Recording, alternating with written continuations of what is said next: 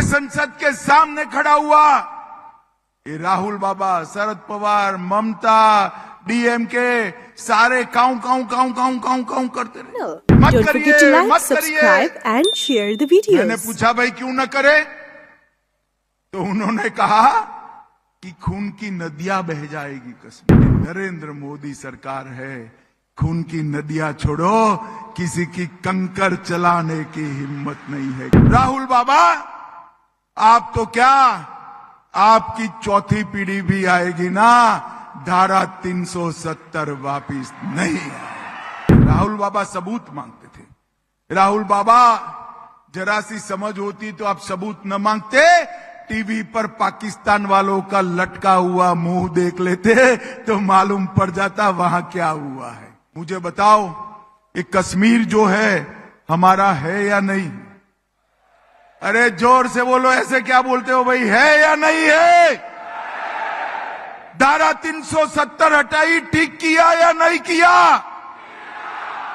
जब धारा 370 हटाने का संकल्प मोदी जी ने रखा, कानून लेकर मैं संसद के सामने खड़ा हुआ, ये राहुल बाबा, शरद पवार, ममता, डीएमके सारे काऊ काऊ काऊ काऊ काऊ काऊ करते रहे। मत करिए, मत करिए।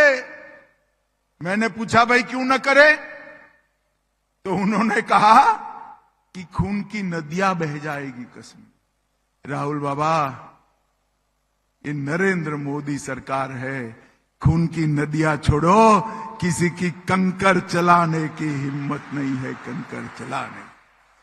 हमने 370 को हटा दिया। अभी वहां नेशनल कॉन्फ्रेंस और कांग्रेस की सरकार आई, 2 दिन पहले उन्होंने प्रस्ताव पारित किया कि 370 वापिस लानी चाहिए। मैं आज आप सबके बीच में कहकर जाता हूं, राहुल बाबा, आप तो क्या, आपकी चौथी पीढ़ी भी आएगी ना, धारा 370 वापिस नहीं आएगी।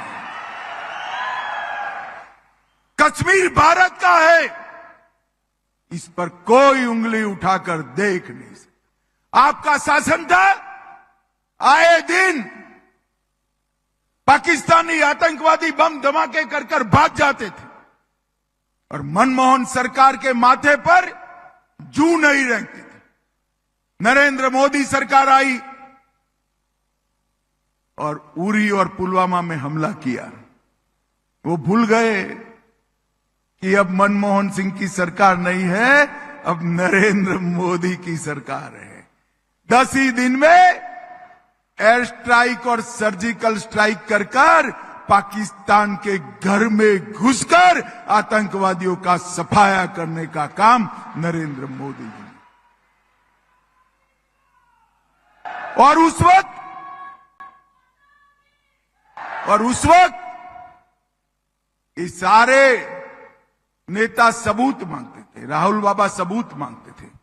राहुल बाबा, जरा सी समझ होती तो आप सबूत न मांगते, टीवी पर पाकिस्तान वालों का लटका हुआ मुंह देख लेते तो मालूम पड़ जाता वहां क्या हुआ है। भाइयों बहनों, इनके लिए देश से ज्यादा अपनी वोट बैंक है। औरंगाबाद का नाम संभाजी नगर होता है, ये विरोध करते हैं। मैं पूछना चाहता हूं उद्धव ठाकरे जी को, उद्धव ठाकरे जी, सत्ता के लिए बाला साहब की पूरी विरासत के साथ धोखा करना कितना ठीक है?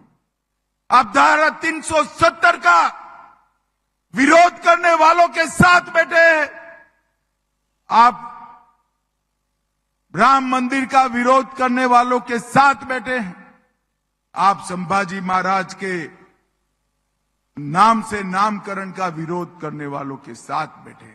और अब आप वक्फ के अंदर मोदी जी जो सुधार ला रहे हैं, वो कानून का भी विरोध करने के वालों के साथ बैठे। मुझे बताओ कराड़ वालों, कांग्रेस सरकार ने वक्फ कानून को बदलकर इसके अंदर एकाधिकार वक्फ बोर्ड को दे दिया, जिसका दुरुपयोग होता है। वो वक्फ बोर्ड के कानून को बदलना चाहिए या नहीं बदलना चाहिए? जोर से बोलो, बदलना चाहिए या नहीं बदलना चाहिए? अभी अभी 2 दिन पहले कर्नाटक के वक्फ बोर्ड ने कई गांव, मंदिर समेत, किसानों के घर समेत, किसानों की खेती की भूमि समेत वक्फ की संपत्ति कर दी, और राहुल बाबा कुछ नहीं बोलते। और ये अगर अघाड़ी की सरकार आई तो महाराष्ट्र में भी इसका रिपीटेशन होगा।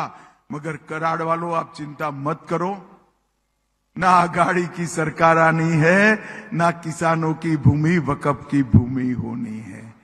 आज मैं दक्षिण कराड़ के लोगों को कहकर जाता हूं कि भारतीय जनता पार्टी इसी सत्र के अंदर वक्फ का बिल भी लाएगी और इसको पारित भी कराएगी, उसको कोई नहीं।